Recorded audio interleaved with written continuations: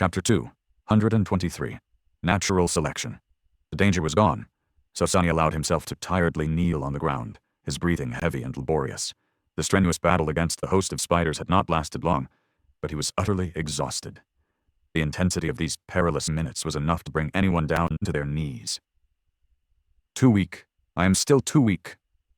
With a heavy sigh, he summoned the runes and glanced at the number of shadow fragments. Shadow fragments. 362 1/1000ths. Not bad. Clearing the nest had given him 22 fragments, 10 for the 5 iron spiders he had killed himself, and another 12 for those slain by the Shadow Saint.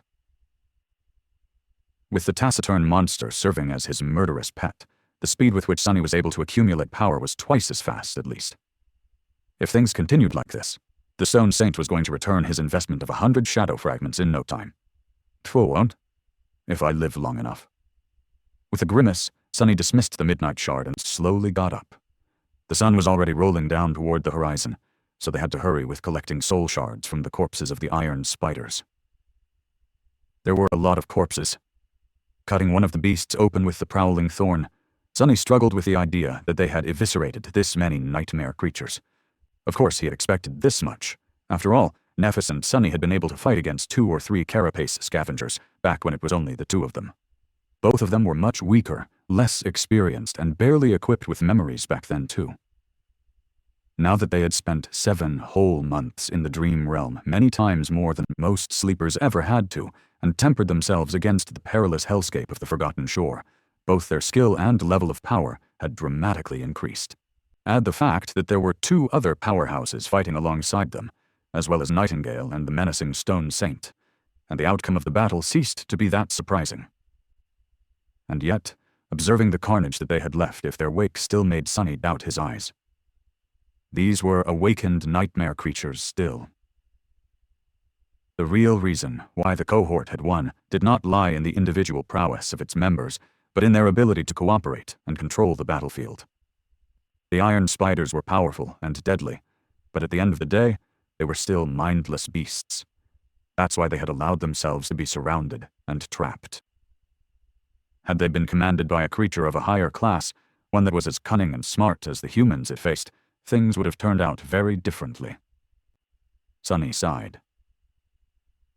Come to think of it, the labyrinth was a curious place. It teemed with abominable creatures of all kinds, but almost all of them were of the mindless variety.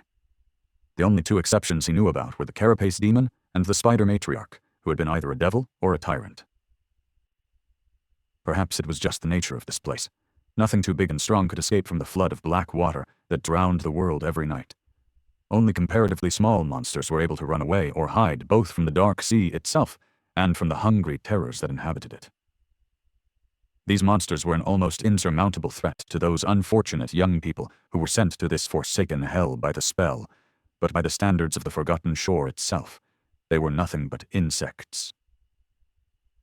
A horde of parasites who fed on the crumbs left behind by the true masters of this place.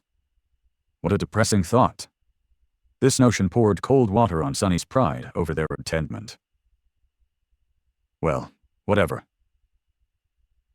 Soon, they were done with the gruesome job of fishing out the soul shards out of the dead spiders. While Nephis was dividing the spoils among the members of the cohort, Sunny used the chance to dive into his soul sea and inspect the memory he had received during the battle. It turned out to be a cloak, weaved from spider silk. Judging from the description, the cloak could provide him with a small amount of protection against physical attacks, simple by virtue of being very hard to piece. Without thinking too much, Sunny fed the cloak to the Stone Saint. It was just a Tier 1 memory, so no amount of protection it could provide would be of any help in this damned place. He would also rather kill himself than go into a battle while wearing a cloak. There were easier and less painful ways to die. Plus, it was white. Didn't exactly go along with the dark gray fabric of the puppeteer's shard, not to mention being a hindrance to anything having to do with stealth. The Stone Saint absorbed another shadow fragment, at least. Receiving his share of the soul shards and entrusting them to Effie, who had more than enough space in her enchanted bag, Sunny glanced at Nephis. Changing Star was looking at the sun, calculating something in her head. After a few moments, she sighed and said, "We still have some time. Let's explore the nest before ascending the statue." Sonny grinned. As an amateur explorer, this was exactly what he wanted to hear. The nest was formed by endless wires of the strange metal web and resembled a vast sphere. It was built around one of the legs of the stone colossus, effectively blocking the path to the bridge. The entrance was situated high above the ground and extremely wide. Looking at the diameter of that hole gave Sonny an understanding of just how big the spider matriarch had been. He shivered. The second lord of the castle had been a very powerful individual. Sonny didn't even want to imagine what the battle with the giant arachnid must have looked like. Inside, it was dark and damp. Drops of black water were falling from above, creating an ominous melody. Peering into the darkness, Sonny suddenly stumbled and froze for a moment. This, he didn't expect.